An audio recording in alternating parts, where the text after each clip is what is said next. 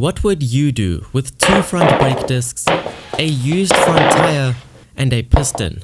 Or four? The good news is, despite all these parts, my R1 still seems to have a front tire, both brake discs, and you'll have to take my word on the pistons still being in there. A few months back, I built this, even with my lack of woodworking skills.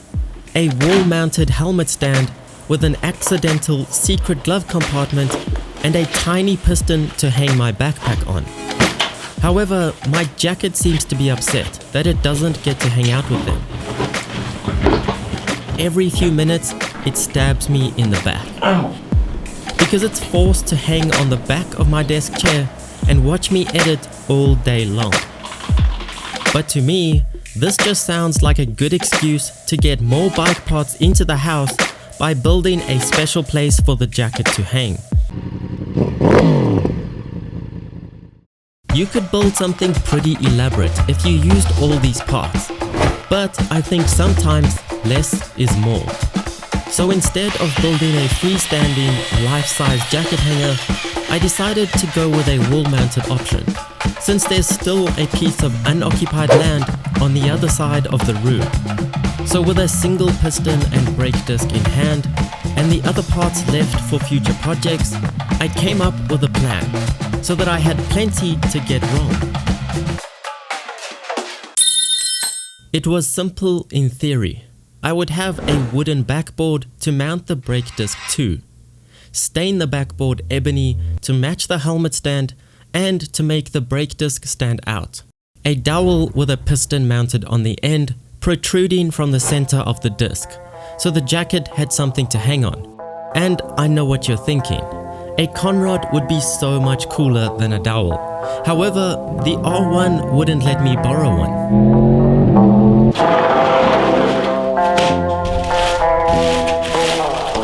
I chose wood with as little cutting possible in mind, since I still hate the jigsaw.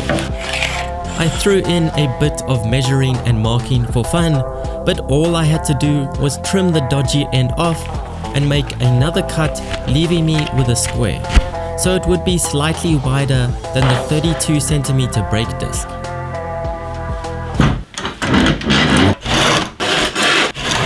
A lot of time was saved going straight for the historic handsaw and avoiding confrontation with the jigsaw. That always disappoints me. The search for the center was then on, so I could drill the hole that the dowel would sit in. And for the first time ever, I actually had the same diameter dowel as my favorite drill bit, with no chance of failure.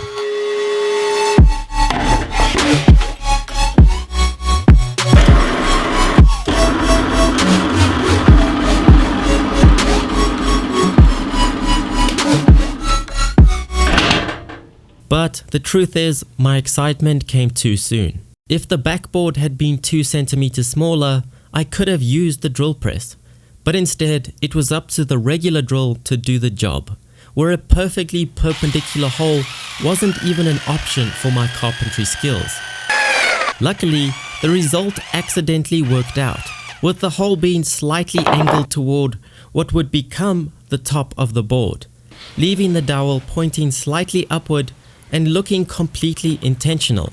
I just didn't know it at the time. Originally, my goal was to mount the disc to the wood using round bolts with a Torx or Allen head to look as authentic as possible. But they didn't seem to be very popular in my local hardware store, so these will have to play the part instead. But in need of some holes to go through, it was now time for the drill press again. For real this time.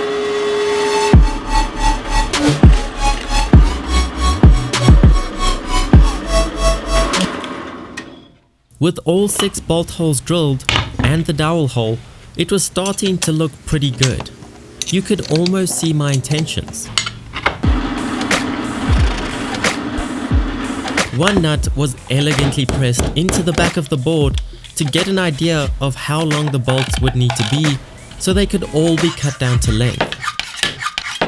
6 satisfying cuts later, it was time to move on to the dowel. The good news was, it was a perfect fit, and we weren't short on material. My favorite type of measuring, visual measuring, was instilled, and off came the unnecessary piece. A lot of it. A bit of sanding cleaned up the surfaces, drilled holes and a few pencil marks. A quick wipe down, a spot of wood glue, precision installation acquired through years of clutch handling, and a far longer drying time than I would have liked, got it ready for my second favorite part, making a mess, staining. 2 rubber gloves destroyed, 1 ice cream tub destroyed, and 1 sponge destroyed were well worth it for the base structure to be looking good and ready for their bike parts.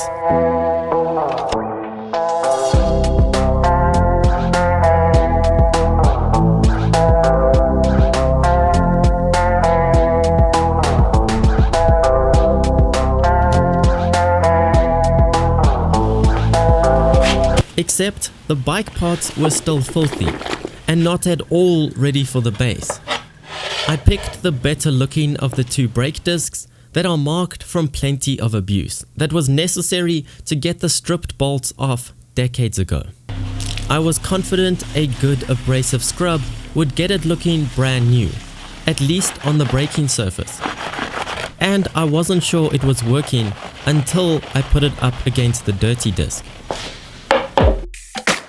The piston in the best shape was also chosen, put through the scrubbing process, and even got a bit of time on the buffing wheel.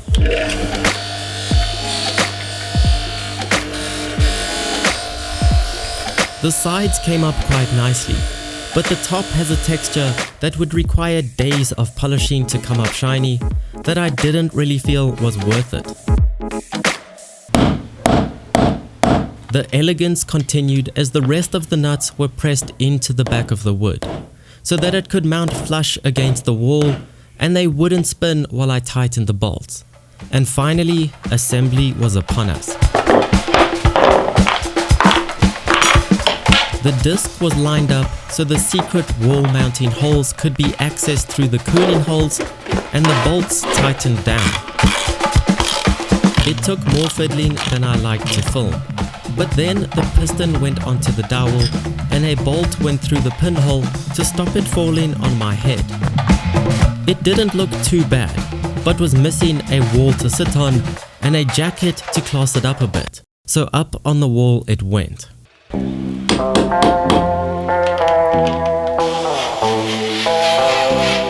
More, probably skew, holes were drilled, but this time the regular drill was easier than the press would have been. And enough play meant it was actually level on the wall once the screws were tightened through the holes in the disc, so that the holes will never be seen.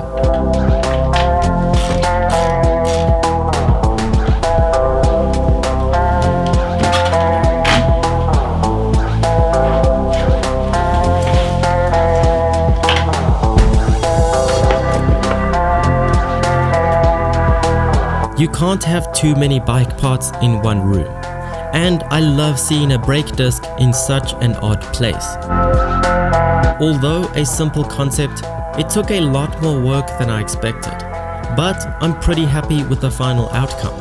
It's pretty rugged with a hint of sophistication that only a piston head would appreciate, and now I can edit in peace. But anyway, leave your suggestions for what else we could build down in the comments below, and hit the like button if you enjoyed this video. Thanks so much for watching, and I'll see you on the next ride.